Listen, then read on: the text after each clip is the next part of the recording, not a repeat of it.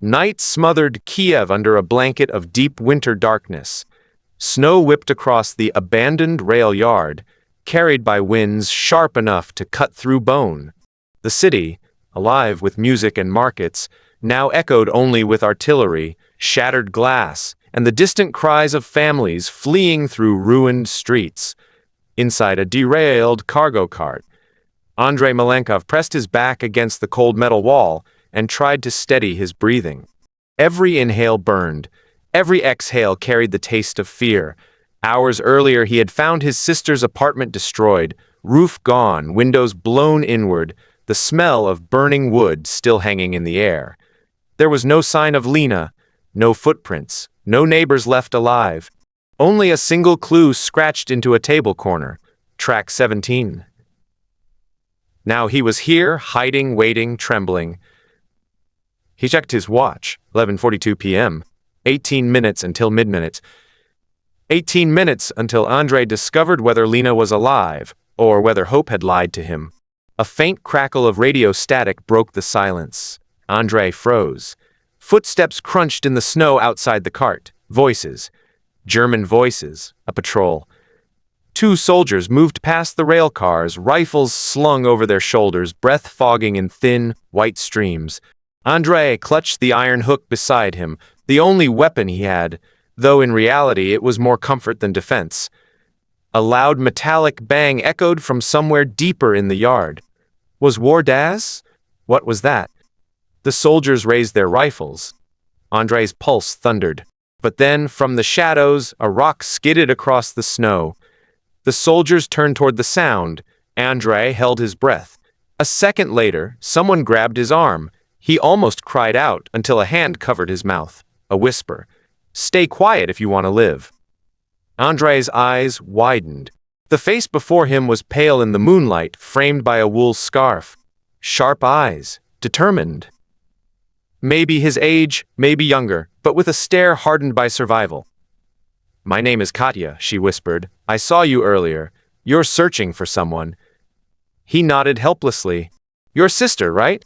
How do you know? He whispered. Katya didn't answer, her eyes flicked toward the soldiers still searching. Follow me. Track 17 is real, but if you go alone, you'll never reach it. She slid open a narrow mince door at the back of the cargo cart. Andrei hesitated, hearing the crunch of German boots getting closer. Katya grabbed his sleeve. Move. He followed her into the dark corridor beneath the cart, crawling through grime, metal filings, and frozen mud. The wind outside howled like a wounded animal. The rail yard glowed under scattered floodlights. Finally, Katya pushed open a metal hatch, revealing a narrow passage between stacked coal cars. Keep your head down, she whispered. They slipped through, and then Andrei saw it. Far across the yard, barely visible under swirling snow, stood a single battered locomotive. Black. Old, half buried in frost. Track 17. Andrei's breath caught. It's real, Katya nodded. People say it runs once a night. No whistles, no lights. Only one rule. She looked at him seriously. You board it only if someone is waiting for you. A chill ran down on Andrei's spine. Lina, he whispered. Katya motioned sharply. We have 8 minutes, and the patrols will close in soon. Move! They crept between rail stacks, ducking behind rusted wheels and frozen couplings. The wind roared. Floodlights swept dangerously close. Andrei nearly slipped on a patch of ice, but Katya caught him. For someone who came here alone, she muttered, you're terrible at hiding. He almost smiled, almost. Then, a gunshot shattered the air. A bullet struck the rail beside them, sending sparks into the snow. Run! Katya shouted. They sprinted. Spotlights flared. Alarms rang. German voices erupted across the yard. Andrei could see the train now. Close, so close, but dozens of meters still separated him from track 17. A soldier fired again. Snow exploded at Andrei's feet. Keep going, Katya yelled. But as they rounded a corner between 2 tank cars, they skidded to a stop. 3 German soldiers blocked their path. Andrei froze. Katya whispered, back up. But behind them, more boots thundered. They were surrounded. One soldier raised his rifle. Hände hoch! Hands up. Katya lifted her hands slowly. Andrei followed. The soldier stepped forward, sneering. Idiots! You thought you could run to that ghost train? It's a trap. Only fools believe in. A distant sound cut him off. A slow, heavy creaking. The soldiers turned. Andrei's heart pounded. The locomotive on track 17 was moving. Its engine roared to life like something waking from the dead. Snow blew sideways. Steam burst upward. A ghostly tremor shook the tracks. One German soldier whispered, terrified, "Was das?" The train's headlight flickered on, glowing not yellow, but an eerie blue-white, piercing the darkness. Katya whispered to Andrei, "Your sister, she might be on that train." Everything exploded at once. A blast of steam, a scream, a gunshot. Andrei closed his eyes. When he opened them, the 3 German soldiers in front of them were gone. Not dead, not bleeding, just gone. The snow where they had stood was untouched. Katya stared, horrified. "It's not supposed to do that unless—" She looked at Andrei, her voice trembling for the first time. "Unless someone on board called for you." Andrei swallowed hard. "Lina," Katya grabbed his arm. "Then run, Andrei. Run!" The blue-lit train roared like a beast. Doors slid open. A silhouette stood inside. Small, slender, Lina. "Andrei," she cried. He sprinted toward her with every ounce of strength left in his starving, frozen body. But the train began to move, faster, faster. Katya pushed him with all her force. "Go!" He leapt. His hand brushed Lina's. He caught the rail, and the world swallowed him into the unknown. The moment Andrei's boots slammed against the wooden floor of the carriage, the train lurched forward with a violent jolt. He clung to the metal railing while snow blasted past the open doorway like shards of white fire. "Andrei!" Lina cried, grabbing his coat sleeve and pulling him inside with surprising strength. Her face, pale, thin, eyes wide with exhaustion, nearly made his knees buckle. She was alive. She was real. Not a dream. Not a ghost scribbling messages on tables. He cupped her face with trembling hands. "Lina, I thought—" He couldn't finish. His throat collapsed. She nodded, eyes glossy. "I know. I thought the same." But before he could hold her, before he could ask where she'd been or how she'd survived, the train door slammed shut. The entire carriage fell into a suffocating silence. Andrei turned. Cold spread through his spine. The passengers were wrong. Men, women, some children. Dozens of them sat in rows of benches stretching the back of the carriage, but none of them moved, none breathed. Their faces were frozen mid-expression. Some terrified, some peaceful, some confused, motionless, still. Silent. "Lina," he whispered, "what is this?" She gripped his hand. "It's the last train," she said in a small voice. "Some say it carries souls. Some say refugees. Some say it carries those who aren't meant to stay, but aren't meant to go." Her voice shivered. "I've been on it for 2 nights. Andrei looked around again. They weren't dead. They weren't alive. Time refused to touch them. A huge thud shook the carriage. The locomotive groaned like metal bones grinding against stone. A deep humming vibrated from the walls as if the entire train were alive and watching. Katya stumbled in through the side door. She barely managed to jump through seconds before the train sealed itself. She slammed against a bench, gasping for breath. Did we make it?"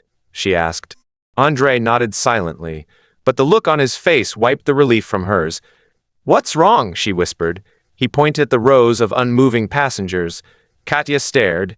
They didn't blink, didn't twitch, didn't acknowledge the newcomers, just stared forward, forever. Katya's breath caught. "I've heard stories, but I thought they were folk tales." The train screeched as it picked up speed, faster than any steam engine should travel. The blue-white headlight cast long shadows across the frozen windows, stretching their shapes until they looked like tall, thin ghosts pressed against the walls. Andrei asked softly, "How did you get on this thing?" She hesitated. "I didn't find it." Her eyes lowered. "It found me." She squeezed Andrei's hand. "After the bombing, I wandered through the ruins. I called your name, but the streets were filled with smoke. Soldiers were closing in. I hid in a basement, and that's when I heard it." "Heard what?" Katya asked. "A whistle," Lina whispered. "But not like a train whistle. More like a voice calling me. It said my name." Andrei's heart pounded. "You heard someone call you? On a train?" Lina nodded. "It said it would take me somewhere safe, somewhere outside the war." Katya frowned. "That's impossible." "Who could?" Before she could finish, the train lights flickered. Then the passengers blinked. All at once, a synchronized ripple of motion, slow and unnatural, like statues remembering they once had muscles. Katya stepped back. "Andrei!" The humming grew louder. The blue glow intensified. A cold mist began to seep up between the floorboards. Then, the first passenger turned his head. An old man with hollow eyes and sunken cheeks. He looked directly at Andrei, but without seeing him, as if looking through him instead. His jaw moved. Slowly, painfully, like someone trying to speak after years of silence. Finally, a dry whisper escaped his cracked lips. "You should not be here." Katya swore under her breath. More passengers stirred. One by one, their heads turned toward the three living souls. A woman whispered, "Wrong path." Another said, "Not yet." A child murmured, "You have not earned your seat." Andrei grabbed Lina, pulling her close. "What do you mean?" he demanded. "We're alive." "We needed to escape." The old man shook his head. "This train does not carry the living." Andrei felt his stomach collapse. Katya stared at him. What did he say? But before he could answer, the train lurched again, harder than before. Sparks burst from under the wheels. The lights flickered violently. Then the conductor's voice echoed through the carriage, a deep, resonant voice that did not sound human. "Next stop, the border." Katya leaned toward Andrei. "What border?" he swallowed. "I don't think he means a country." The passengers began whispering together now. Many voices. Too many. Layered whispers. Not in fear, in warning. "Get off. Turn back. Not your time. You walk where the dead walk. Leave before the border." Andrei's pulse hammered in his skull. "Lina," he whispered urgently, "we need to get off this train." Her eyes filled with terror. I tried twice. The doors didn't open. Katya grabbed the metal latch on the back door and pulled. It didn't budge. She kicked it. "Nothing. You can't force it," Lina whispered. "Not while the train is between worlds." Between worlds. The words chilled Andrei's blood. "What happens at the border?" Katya asked. Lina stared at the floor. "People don't come back." The train howled as the speed increased again, the landscape outside blurring into streaks of shadow and frost. The rattling intensified louder and louder, like a monstrous heartbeat growing closer. The conductor's voice returned. "Prepare." Lights abruptly went out. Total darkness swallowed the carriage. Dozens of pale eyes opened in unison across the rows of still passengers. Andrei's breath froze in his lungs. Lina clutched his arm with trembling fingers. Katya whispered, "Andrei, I think this is the part where the living don't survive." The floor shook violently. Something massive slammed into the side of the train. Not metal, not machinery, something alive. The conductor's voice echoed again, deeper. "It is time." The doors began to unlock, but not for escape. They were opening for something coming in. Darkness swallowed the carriage as the doors began unlocking themselves, one by one. Not with the mechanical click of a normal train, but with the dragging groan of ancient metal moving under unnatural. Andrei pulled Lina against him while Katya positioned herself between them and the nearest door. Her breath trembled white in the pitch-black carriage. The whispers from the frozen passengers grew louder. "Do not let it enter. Stay still. Do not breathe too loud. Do not speak its name." Their voices built into a quiet, chilling chorus. Then the train slowed, not gently, but violently, as if the world itself was trying to stop it. The screeching of frozen wheels tore through the air. Outside, a faint blue glow pulsed in the darkness. Not lights, not stars, something else. Katya whispered, "Andrei, what is that?" He didn't answer, because he didn't know. The train shuddered as it approached a vast ghostly expanse stretching endlessly into the horizon. The windows, frosted opaque moments earlier, now revealed a landscape of swirling white fog and towering black shapes rising like pillars of smoke. No snow, no land, no sky, just a void. A border. The border. The conductor's voice came again, low and resonant. All who remain, prepare for crossing. The passengers, the unmoving, silent, ghost-like passengers, lifted their hands in unison. Every head lowered, every eye closed. They were bracing for something. Katya whispered fiercely, "Lina, what happens at the border? Tell us." Lina's voice shook. "I don't know everything. People spoke about it in the dark. They said if you're alive, the border tries to take you." "Take us where?" Andrei asked. Before she could answer, the door nearest them slammed open. A blast of icy wind roared inside, carrying the scent of cold earth and something older, something nameless. The carriage shook as if struck by a giant hand. From beyond the doorway, a figure approached, not walking, not floating, sliding. A tall silhouette, thin as a reed, wrapped in darkness that seemed to ripple like liquid shadow. Its limbs bent at unnatural angles as it neared the open door. Katya gripped Andrei's coat. "What is that?" The figure stopped at the threshold. Long fingers curled around the edge of the door. The passengers whispered again, "Do not look at it. Do not acknowledge it. Do not let it see your fear." Andrei lowered his gaze. Lina squeezed her eyes shut. Katya did the same, but curiosity pried her eyes open for 1 second too long. The figure turned toward her. A soft sound filled the air. A low, vibrating hum, not heard by the ears but felt in the bones, like a sound from inside the body. Katya's breath hitched. Her knees buckled. Andrei caught her before she collapsed. "Don't look at it," he hissed. The humming intensified as the figure's elongated arm reached into the carriage, fingers brushing the air centimeters from Katya's face. It wasn't grabbing. It was sensing, searching. "What does it want?" Andrei whispered. Lina shook her head, desperately. "It looks for the living, and it takes them across." "Across? Across where?" The figure's hand drifted closer. Katya trembled violently.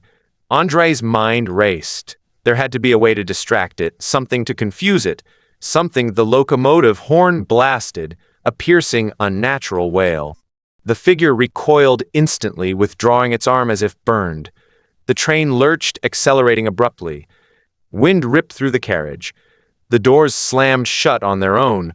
The passengers exhaled together, a single breath of relief. Katya collapsed to the floor, gasping. Andrei crouched beside her. "Katya, look at me. Are you okay?" She nodded weakly. I don't know what I saw, but it saw me." Lina hugged Andrei tightly. "If the train hadn't moved, I know." "No," he whispered. "The train sped faster, faster than rails should allow, faster than physics permitted." The void outside began swirling like a storm, streaked with thin lightning like fractures of pale blue light. The conductor's voice returned louder. "Prepare for the second inspection." The passengers lowered their heads again. Katya's eyes widened. "There's another one?" Lina nodded slowly. "People say the second inspection decides who can stay on the train." "And what happens to those who can't?" Andrei asked. Lina didn't speak. She didn't need to. The train shuddered again as something enormous struck its side. A deep groan echoed across the metal frame, like the sound of a glacier cracking. Katya stared at the window. A new silhouette was approaching. Heavier, moving with crushing weight, not sliding like the first one. Walking, each step shook the entire carriage. Andrei grabbed Lina and Katya, pulling them behind a row of frozen passengers. The carriage door creaked open once more. Cold poured in, not like winter cold, but the cold of caverns untouched by light, of death buried in ice. The creature that stepped inside was not humanoid. It was tall, towering, its shadow stretching across the entire ceiling. It had no face, only a smooth, featureless mask where a face should be. Its voice came not from a mouth, but from everywhere at once.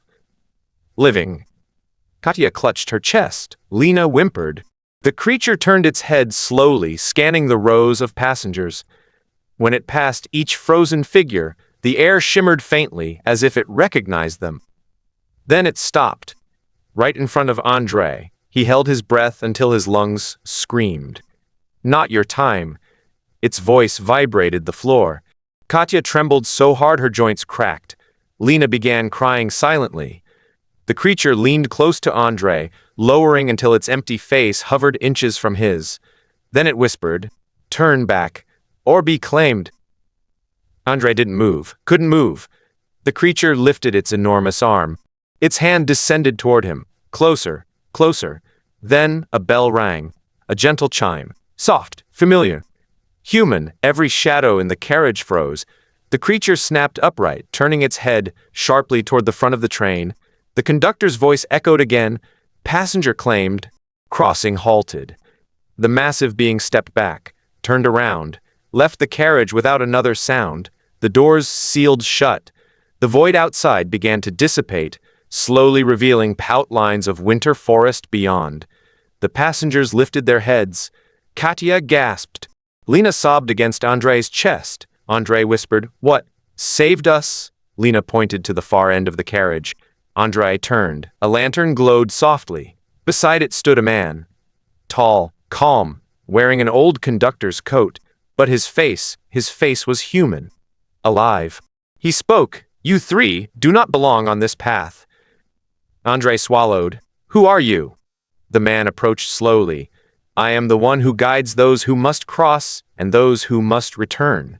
His eyes met Andrei's. "You must return." Andrei's voice cracked. "How?" "The doors won't open." "The border?" The man lifted a hand. "The train will soon enter a moment where the world of the living overlaps your own. When it does, you will have one chance to leave." Katya wiped her face. "And if we fail?" The conductor looked down. "Then you travel to the final station." Lina's voice trembled. "What is the final station?" He met her eyes. "A place no living soul should ever see." Before they could ask anything else, the lantern flickered and the man vanished. Andrei inhaled shakily.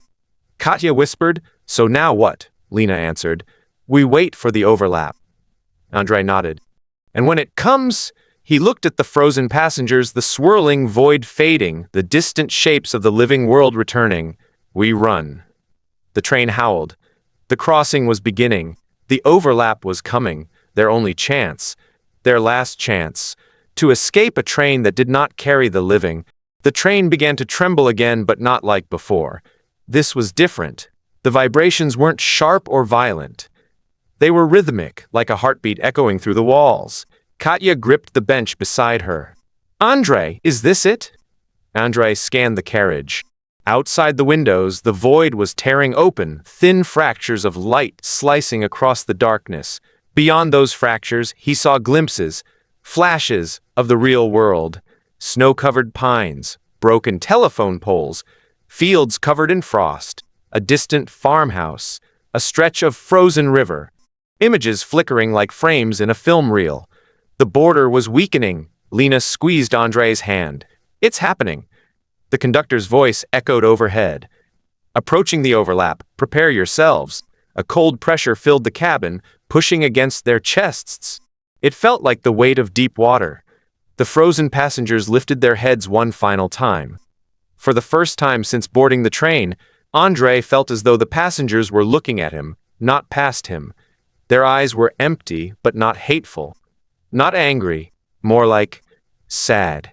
One of them, an elderly woman with a scarf wrapped over her head, whispered, "Run when the world touches yours."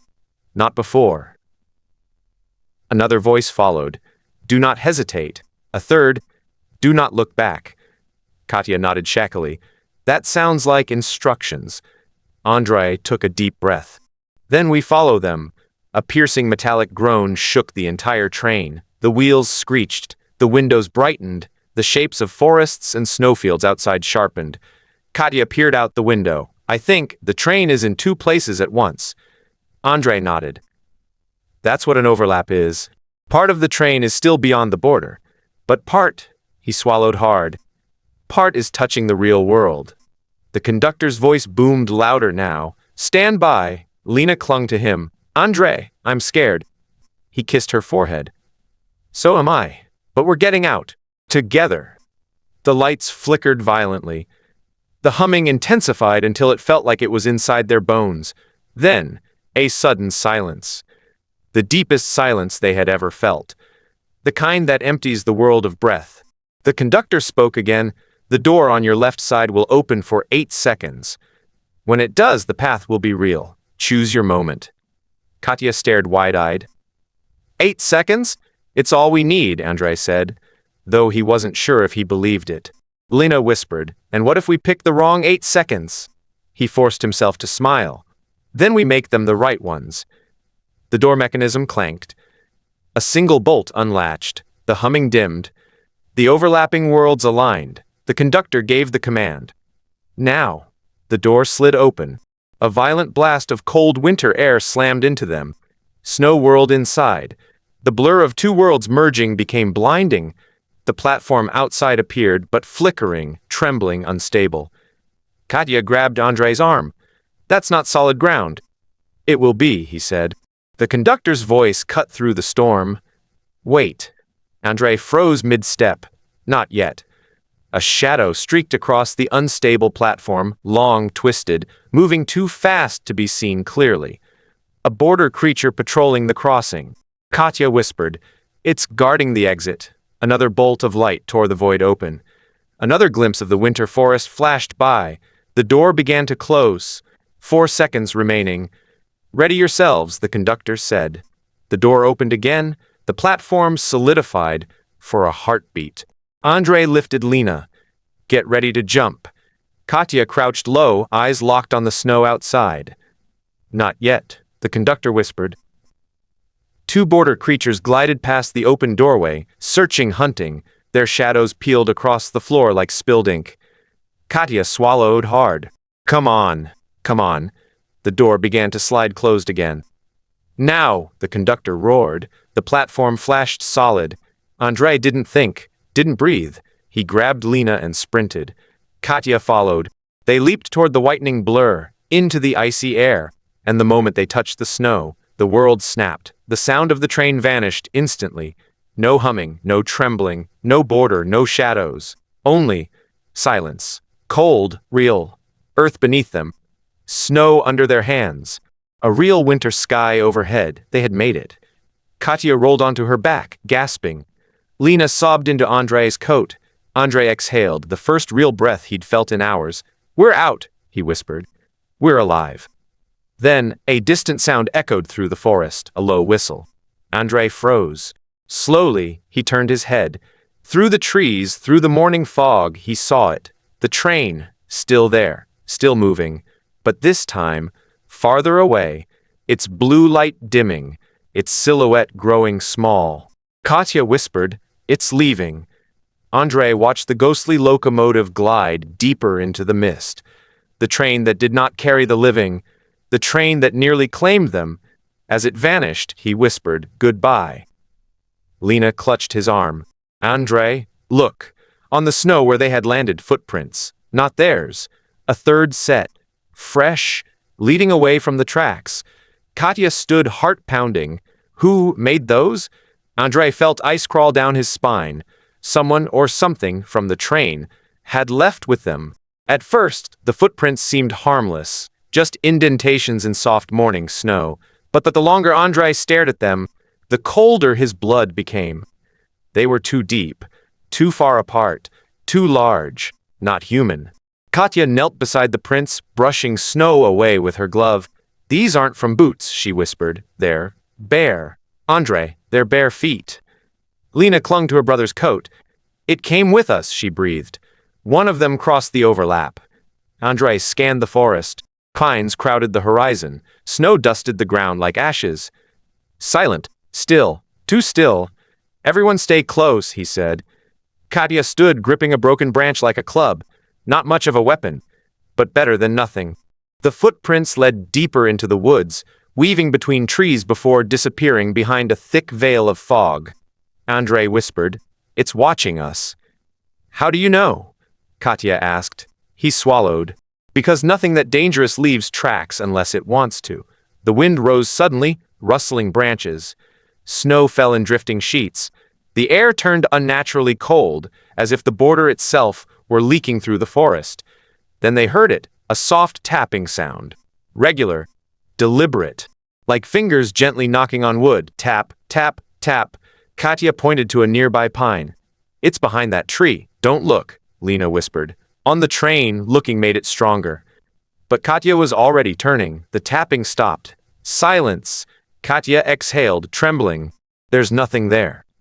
Andrei stepped beside her and saw it. A tall figure stood between the trees, half hidden in fog. No face. No color. Its body looked carved from winter shadows. Long arms hung limp at its sides. Bare feet pressed into the snow, making the exact footprints they'd seen. It wasn't rushing them. It wasn't attacking. It was waiting. Andrei whispered, "Why is it here?" Lina clutched his sleeve. "It followed us for a reason. They don't cross unless—" A voice interrupted her. Not a human voice. Not the creature's voice. A familiar one. "The border is not through with you." All three of them turned. The conductor stood behind them, lantern in hand, coat fluttering though there was no wind. Katya staggered back. "You're real? You're here?" "I am wherever passengers stray from the path," he said. Andrei stepped forward. "Why did it follow us?" "We left the train. You said we could return to the living." "You returned," the conductor said softly. "But something attached itself to your crossing." He nodded toward Lina. Andrei felt his stomach drop. "Why her?" The conductor knelt before Lina, his expression gentle. When she first boarded the train, she was very close to the threshold, between life and death. The boarder noticed her. Lina's voice shook. Am I dying?" "No," the conductor said. "But you were marked. When you escaped, the mark remained. And now this one," he pointed toward the figure in the fog, "believes you belong to it." Katya stepped forward. "Then make it leave. You control the train. Control it." "I do not control the creatures," the conductor said. "I only guide the lost." Andrei clenched his fists. "So what do we do?" The conductor lifted his lantern. "There is only one way to sever the mark." "How?" Andrei demanded. "You must lead it back to the tracks, back to the place you escaped." Katya's voice cracked. "You want us to walk toward that thing?" "If you do not," Doctor said calmly, "it will hunt you relentlessly. It will follow you across cities, across borders. It will not stop. Ever. It will claim Lina eventually." Lina began to cry. Andrei lifted her into his arms. "Then we go," he said. Katya grabbed his arm. "Andrei." "We go," he repeated. "I'm not losing her again." The conductor turned toward the creature. "It waits for you. It will follow." He extinguished his lantern. Darkness swallowed him. He was gone. Andrei exhaled slowly. "Katya, stay behind me." She nodded, gripping her branch. Together they stepped toward the fog. The creature moved, not rushing, not attacking, just turning, as if politely acknowledging them. Then it walked into the forest, expecting them to follow. They did, step by step. The woods grew darker, quieter, colder. The trees bent inward, forming arches like cathedral vaults. Snow muffled their footsteps.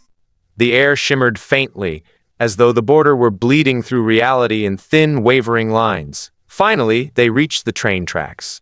Silent. Empty. The creature stopped in the middle of the tracks. Andrei held Lina tightly. Katya whispered. The answer came from the trees behind them. The conductor reappeared, lantern relit.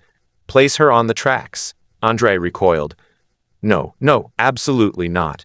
"She must stand where she crossed," he said. "Only then can the mark be lifted." Lina whispered. "It's okay, Andrei. I trust you." His eyes burned. He knelt and gently set her on the metal rail. The creature leaned closer. Lina trembled.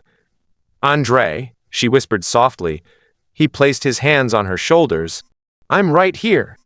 The conductor raised the lantern high. Its golden light flooded the tracks, pushing back the fog. He spoke in a voice older than war. "Her place is not with you. Release her." The creature tilted its faceless head. The light flared brighter. The creature stepped back. The conductor raised the lantern higher. "Return to the border." The creature let out a long, low hum, the same hum from the train, but softer now, almost mournful. Then it turned, walked into the fog. and faded until nothing remained. The lantern dimmed. The conductor lowered it. The mark is gone. She is free. Andrei collapsed to his knees, pulling Lina into his arms. Katya exhaled shakily, tears warming her frozen cheeks. The conductor stepped back toward the fog. "Remember this," he said. "The living do not belong on that train. Never seek it. Never follow its whistle." Andrei lifted his head. "Will we ever see it again?" The conductor paused. "In this life? No." He lifted the lantern and vanished once more. Only silence remained. Katya knelt beside them. "It's over," she whispered. "We made it." Lina hugged her brother tight. "Andrei, thank you." He closed his eyes. "We're going home," he whispered. "All of us." And for the first time since the night he found the message on the table, hope felt real.